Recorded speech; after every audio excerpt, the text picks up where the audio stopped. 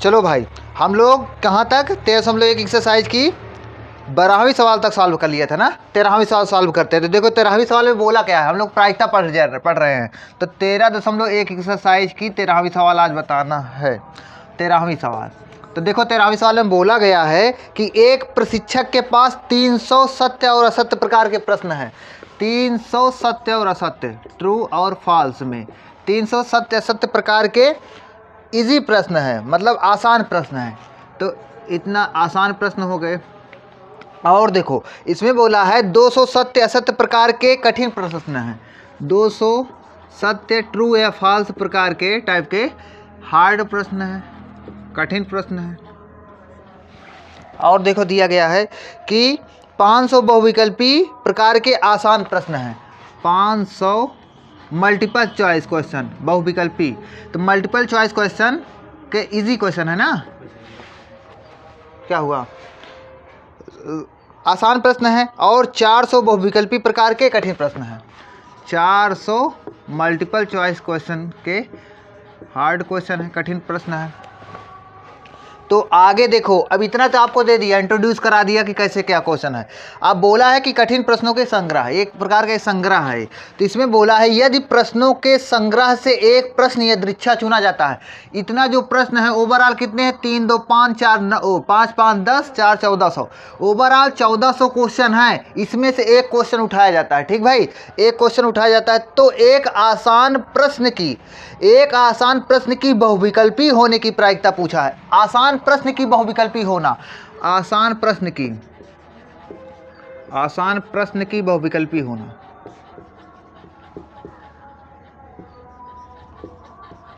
बहुविकल्पी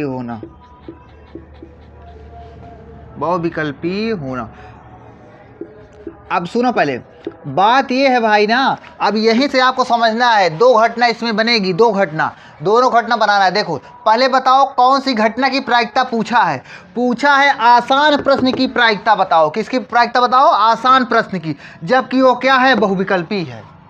इसका मतलब यह है आसान प्रश्न की प्रायिकता बताओ जबकि वह बहुविकल्पी है। ऐसे ही बोला, यहाँ से यही निकलेगा, आसान प्रश्न की बहुविकल्पी होने की प्रायिकता, मतलब ई घटना बनेगी आसान प्रश्न होना, आसान प्रश्न होना।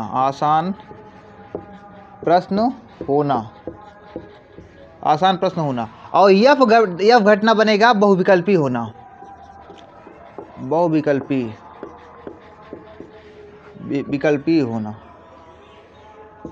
बहुविकल्पी मतलब वही मल्टीपल चॉइस, ठीक, मल्टीपल चॉइस क्वेश्चन। और आसान मतलब इजी क्वेश्चन जो लिखा गया है। चलो, तो हमको किसकी प्रायिकता बताना है, आसान प्रश्न मतलब इजी क्वेश्चन वाले की प्रायिकता बताना है, मतलब प्रोबेबिलिटी ऑफ ई बताना है। और ई बताना है, जबकि बोला है कि वह बहुविकल्पी प्रश्न होगा। जो आसान प्रश्न है वो बहुविकल्पी में होगा, मतलब यह घटना दिया गया है। मतलब probability of E by F मतलब होता है probability of E intersection F upon में प्रोबेबिलिटी ऑफ एफ होता है। अब यहाँ पर देखो, तो जब यहाँ पर देखा जाएगा probability of E by F निकाला जाएगा, तो देखो इधर probability of E by F बराबर probability of E intersection F upon में एफ।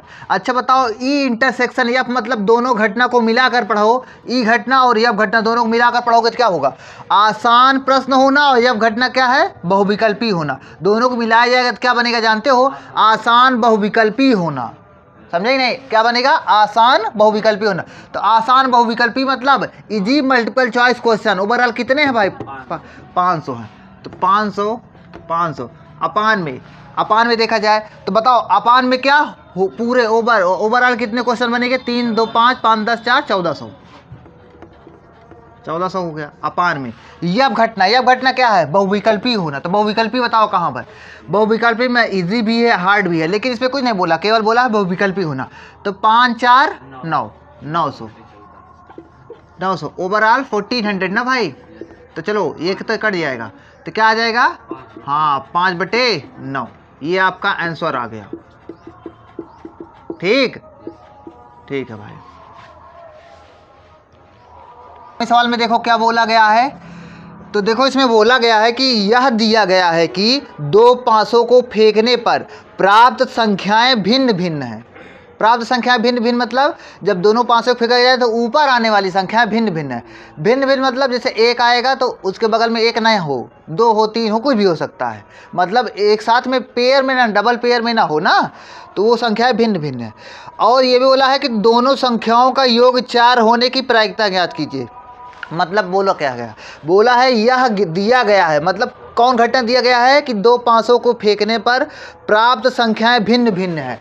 मतलब एक घटना आपको दिया गया है कि मतलब पहले रैंडम एक्सपेरिमेंट क्या है भाई, रैंडम एक्सपेरिमेंट, दो पाँचों को फेंका गया है, दो पाँचों को फेंका गया है,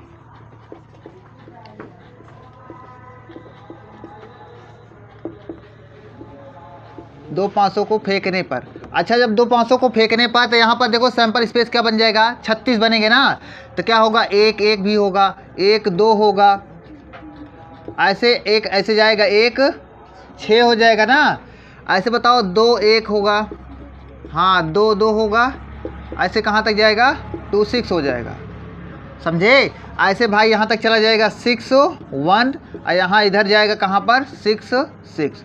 ओवरऑल इसमें कितने हो गए, नंबर ऑफ सैंपल पॉइंट हो गया जाएगा 36। ठीक भैया, ये हो गया। बोला गया कि यह दिया गया है कि दोनों पासों पर प्राप्त होने वाली संख्याएं भिन्न भिन्न है। मतलब इसको ई घटना बना लो, क्या ये दिया गया है, ये गिवन है आपको, मतलब ये घटना हुआ है, क्या है कि दोनों पासों पर प्राप्त संख्याएं भिन्न भिन्न है, दोनों पासों पर प्राप्त संख्याएं भिन्न भिन्न है।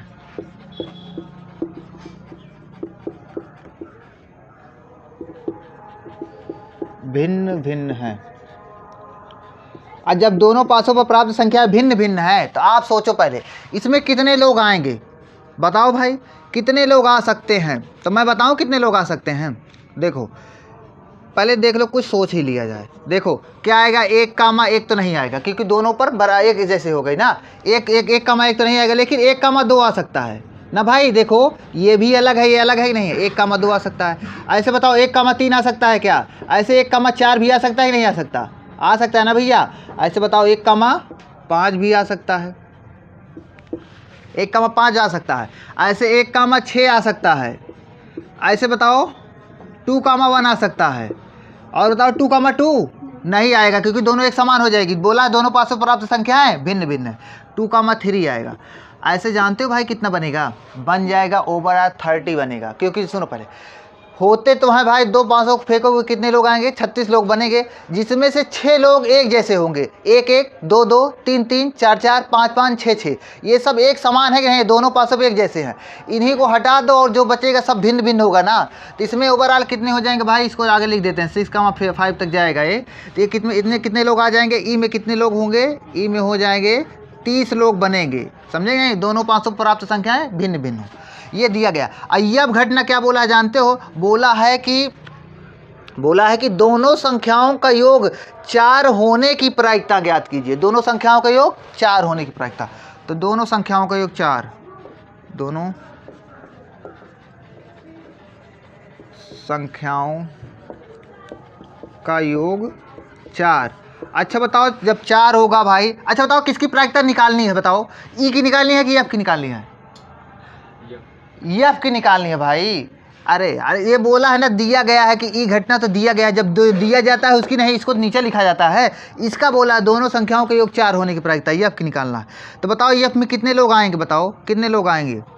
देखो दोनों संख्याओं का योग 4, तो 4 में बताओ 1 कामा 3 हो जाएगा क्या, और बताओ 2 कामा 2 भी हो जाएगा, होगा कि नहीं होगा, 3 कामा 1 होगा, और क्या होगा, और कुछ नहीं होगा क्या, कि और कुछ हो सकता है भाई, और देखा जाए तो कुछ नहीं होगा, समझे, और कोई लोग नहीं आएंगे। जब कितने, तब देखो सुनो पहले, अब हमको निकालना क्या है, अब यहाँ पर चलो हमको निकालना है probability of F, probability of F निकालना है, ई दिया गया है, तो बराबर हो जाएगा probability of F intersection E upon में प्रोबेबिलिटी ऑफ ई। अब अच्छा ये बताओ आप हमको, एफ और ई में कॉमन कितने लोग होंगे, एफ और ई में, ये तो कॉमन होगा ही नहीं क्योंकि ये दोनों एक समान है, ये और ये कॉमन हो सकता है, ठीक है, क्योंकि दोनों भिन्न भिन्न है, तो 2 लोग होंगे, तो कितना हो जाएगा भाई, 2 अपान में 36 अपान में ई में कितने लोग आएंगे, ई में कितने लोग हैं, ई में कितने लोग हैं, 30 लोग हैं ना। हाँ तो 30 हो जाएगा, 30/36। तो इसका आंसर क्या हो जाएगा, 36 का 1/15, ये आ जाएगा आपका आंसर। हमारी बात आप समझ रहे हो। हो गई। अब देखो 15वें सवाल बताते हैं। तो देखो 15वें सवाल में बैठ जाओ जी। 15वें सवाल में बोला है, मैं जैसे बोल रहा हूँ आप पहले सुनेंगे। क्वेश्चन क्या है, बोला है कि एक पासे को फेंकने के परीक्षण पर विचार कीजिए। एक पासा फेंका जा रहा है, ठीक। तो इसको सोचना है, देखो क्या क्या इसमें बोलता है। एक पासे को फेंकने के परीक्षण पर विचार कीजिए, यदि पासे पर प्रकट संख्या 3 का गुणज है, यदि पासे पर प्रकट संख्या 3 का गुणज है तो पासे को पुनः फेंकें। और यदि कोई अन्य संख्या है, यदि पासे पर प्राप्त संख्या 3 का गुणज है, 3 का गुणज मतलब 3 6, और आगे तो बढ़ेगा नहीं क्योंकि भाई एक पासा फेंका जा रहा है, उसमें 1 से लेकर 6 तक गिनती होती ही है। तो यदि 3 और 6 आएगा तो पासे को दोबारा फेंका जाएगा, पुनः फेंकें, समझे, दोबारा पासा फेंका जाएगा। और बोल रहा है पुनः फेंकें। और यदि कोई अन्य संख्या प्रकट हो रही हो, मतलब 3 और 6 को छोड़कर अगर कोई और संख्या प्रकट हो रही हो, तो एक सिक्के को उछाला जाए। क्या किया जाए, सिक्के को उछाला जाए, सिक्के को उछाले। तो अब आगे इसमें देखो क्या बोला, बोला है घटना न्यूनतम एक पासे पर संख्या 3 प्रकट होना दिया गया है। क्या बोला है कि न्यूनतम एक पासे पर संख्या 3 प्रकट होना, ये आपको घटना दिया गया है। एक घटना दिया गया होता है कंडीशनल प्रोबेबिलिटी में, एक घटना की प्रायिकता पूछता है। तो बोल रहा है तो घटना सिक्के पर पट प्रकट होने की सप्रतिबंध प्रायिकता ज्ञात कीजिए। सिक्के पर पट प्रकट होने की सप्रतिबंध प्रायिकता ज्ञात कीजिए।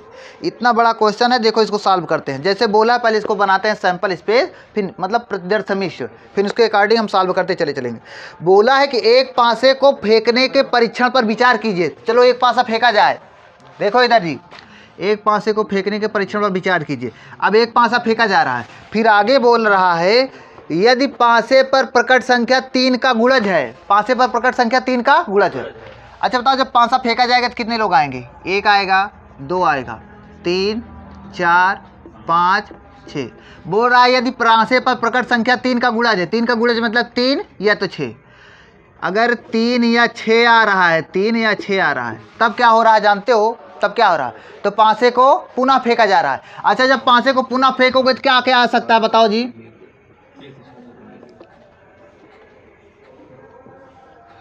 एक आ सकता है, 2 3 4 5 और 6 आ सकता है क्या। चलो अब बोल रहा है यदि अन्य कोई संख्या आ रही हो, 3 और 6 को छोड़कर और कोई संख्या आ रही हो, मतलब 1 2 4 5 ना, ये संख्या आ रहा है, तो एक सिक्के को फेंका जाता है। जब एक सिक्के को फेंकोगे तो क्या क्या आ सकता है बताओ जी, क्या क्या आ सकता है, हेड आ सकता है और टेल आ सकता है, यही तो आ सकता है ना। तो देखो इसमें कितने सैंपल स्पेस बनेंगे, सैंपल स्पेस में कितने लोग आएंगे देखो। तो प्रतिदर्श समिष्ट मतलब सैंपल स्पेस मतलब प्रतिदर्श समिष्ट समष्टि ऐसे लिखा जाता है ना जो हो। तो चलो इसमें देखा जाए तो यस में कौन कौन आएंगे जानते हो, देखो कैसे इसका बनाओगे, देखो उल्लू 3,1 3,2 3,3 ऐसे कुछ बनेगा, समझे कि नहीं। 3,1 हो गया, और क्या हो गया 3,2 हो गया, और बताओ 3,3, और बताओ 3,4 3,5 और 3,6। अब चलो ऐसे 6 पे चलते हैं, 6,1 अरे 6,1 और 6,2 6,3 6,4 और 6,5 और 6,6 ये हो गया। चलो ये वाला तो हो गया ना। अब देखो फिर ये बोला था अगर ये इसको हटा कर अगर ये आया होता तब क्या क्या बना, तो इसको क्या लिखा जाए, इधर देखो इसको लिखा जाए 1H और बताओ 2H, 1H हो गया, 2H हो गया, 3H हो गया, और बताओ सॉरी 3H नहीं होगा 4H होगा ना भाई, 4H और 5H और बताओ 1T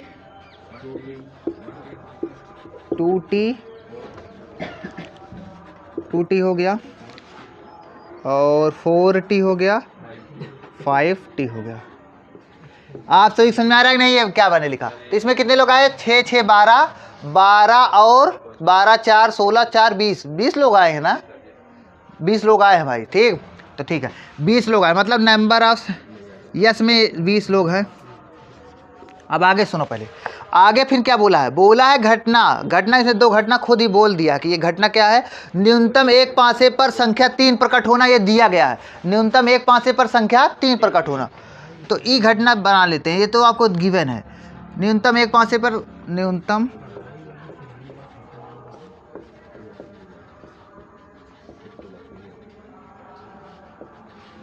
एक पासे पर संख्या 3 प्रकट होना।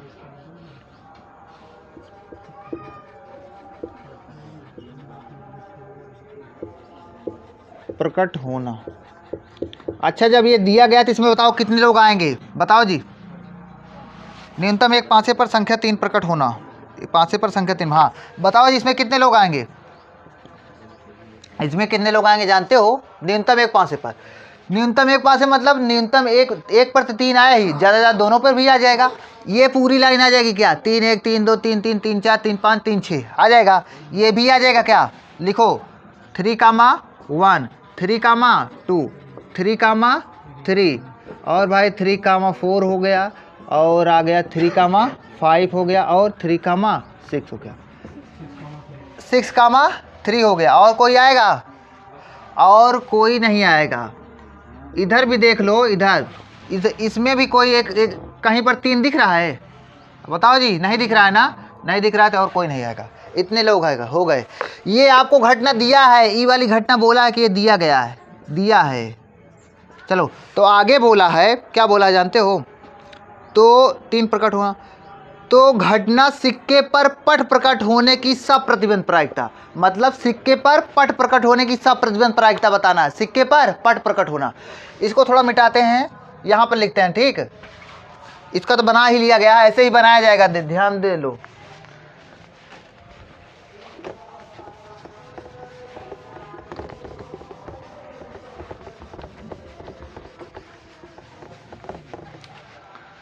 सिक्के पर पट प्रकट होना, भाई इसको भी मिटा ही दिया जाए, क्या मतलब है इसका?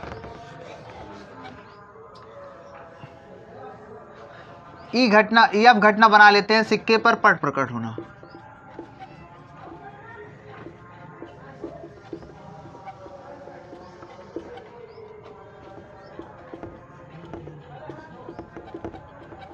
अच्छा बताओ, जब सिक्के पर पट प्रकट होने का मतलब क्या है? पट मतलब क्या होता है? टेल ना भाई, टेल होता है। तो चलो बताओ कितने लोग आएंगे? कितने लोग आएंगे? कहाँ पर टेल लिखा है? यहाँ पर लिखा है, यहाँ पर लिखा है, और यहाँ बस 4 ही जगह लिखा है क्या? तो लिखो, बताओ भाई, 1t और 2t और 4t, 4t हो गया और 5t हो गया ना? और कोई है? नहीं है। और कहीं पर आप टेल दिखा दो, नहीं है ना? तो इसकी बोला है, तो बताओ किसकी प्रायिकता बताओ, किसकी निकालना है? ई की निकालना है कि एफ की निकालना है? एफ की निकालना है। ई वाला तो दिया गया है, तो चलो निकाला जाए। तो प्रोबेबिलिटी ऑफ एफ, हाँ प्रोबेबिलिटी ऑफ एफ अपान में, हाँ ई, तो बताओ इसके बराबर क्या होता है भाई? Probability of F intersection E upon में प्रोबेबिलिटी ऑफ ई। अब चलो इसको सोचो पहले, एफ इंटरसेक्शन ई में कितने लोग हैं बताओ? एफ इंटरसेक्शन ई में कितने लोग हैं? ई ये है और एफ ये है, दोनों देखो कॉमन कितने लोग हैं? नहीं है, नहीं है, एक भी ना, एक भी नहीं है ना, तो मतलब फिर 0 लिखा जाए। क्या लिखेंगे? 0 अपान में ओवरऑल एस में कितने लोग हैं? 20, 0 अपान में 20 अपान में ई में कितने लोग हैं? ई में बताओ, 1 2 3 4 5 6 7, 7 लोग हैं। 7 अपान में और ओवरऑल 20, तो सॉल्व करो, 20 से 20 कैंसिल, क्या आएगा? 0.7 आ गया। और 0.7 का मतलब 0, समझे कि नहीं समझे? तो क्या हो गई इसकी प्रायिकता? 0। आप सभी समझ में आया? ऐसे सॉल्व किया जाएगा, 5 नंबर पे क्वेश्चन आएगा ये। आओ मिटाओ जी। देखो 15वीं सवाल हो गई ना। अब 16वीं सवाल है। देखो इसमें की हर एक एक्सरसाइज समाप्त होने लगती है तो लास्ट में एक दो मल्टीपल चॉइस क्वेश्चन दे दिया जाता है। यही मल्टीपल चॉइस क्वेश्चन उठाकर जब पेपर में आप में 5 क्वेश्चन बोला जाता है ना, दिया जाता है। बोर्ड पेपर में शायद 5 आता है या 3 आता है, ऐसे कुछ आता है, 5 आता है ना, तो पाँचों यहीं से क्वेश्चन उठे मिलेंगे आपको। इसको भी सॉल्व करना जानते रहो ना यार, ये तो एकदम अच्छे क्वेश्चन होते हैं, तुरंत आपको नंबर देते हैं 1 नंबर। तो देखो 16वां क्वेश्चन में क्या है जानते हो, बोला है कि प्रोबेबिलिटी ऑफ ए बराबर, बहुत सिंपल है, प्रोबेबिलिटी ऑफ ए बराबर है 1/2 है। और बोला प्रोबेबिलिटी ऑफ बी बराबर दिया है 0, क्या है 0 है। तो probability of A by B का मान जल्दी बताओ, probability of A by B का मान देखो। हाँ, तो probability of A by B का मान बताना है। तो देखो प्रोबेबिलिटी ऑफ क्या हो जाएगा, ए अपान बी, मतलब probability of A intersection B upon probability of B. चलो भाई, probability of A intersection B का मान बताओ, probability of A intersection B का मान। तो ए इंटरसेक्शन बी का मान कुछ नहीं बोला है क्या, इसमें दिया ही नहीं है ना जी। अब प्रोबेबिलिटी ऑफ बी का मान बताओ। चलो, probability of A intersection B का मान नहीं दिया तो इसको ऐसे लिख दिया जाए, A intersection B upon probability of B का मान 0। अच्छा बताओ, कोई भी संख्या हो जहाँ जो आता अपान में 0 आ गया, मतलब समझे, अपान में कोई भी संख्या 0 मतलब इनफाइनाइट, समझे नहीं आप, परिभाषित समझे, ऐसे भी दिमाग लगाना पड़ता है। 0 आ गया ना, 0 मतलब ये पूरे, इसीलिए दिया भी नहीं है, जानता है कि बच्चा कन्फ्यूज होगा यहाँ पर, ठीक। NCERT है भाई ये। 17वां क्वेश्चन, चलो 17वां क्वेश्चन। तो 17वें क्वेश्चन में बोला है यदि ए और बी दो घटनाएं इस प्रकार हैं, मतलब ए और बी दो घटनाएं दिया गया है। अब बोला है कि probability of A by B equal probability of B by A. अब बोला है कि ये दोनों ऐसे नहीं कि आप सोच लेना कि दोनों 0 हैं, 0 नहीं बोला, मतलब ये 0 नहीं है, कोई भी 0 नहीं। तो अब आप बताइए कौन सा ऑप्शन सही होगा। 4 ऑप्शन भी दिया गया है, पहले इसको सॉल्व कर लिया जाए। सॉल्व करते हैं, देखो इसका कोई मतलब है, इसका मतलब यही भाई आप 0 नहीं रख सकते। तो देखो ये दोनों बराबर है ना, तो बराबर है, इसका फार्मूला लगाओ तो क्या हो जाएगा, probability of A intersection B upon probability of B हो जाएगा equal probability of B intersection A upon probability of A हो जाएगा। अच्छा तो सामने सामने कट जाएगा क्या, तो बचेगा आपका यहाँ से आएगा प्रोबेबिलिटी ऑफ ए बराबर प्रोबेबिलिटी ऑफ बी, यही तो आएगा। इसमें देखो कोई ऑप्शन है कि नहीं है, ऑप्शन है भाई। कौन सा ऑप्शन है, डी वाला। क्या है, डी वाला ऑप्शन सही है। और उसमें सी वाला था, क्योंकि सी में अपरिभाषित, इनफाइनाइट मतलब अपरिभाषित। ये आपकी एक्सरसाइज समाप्त हो गई भाई, ठीक, अच्छे से समाप्त हुई है।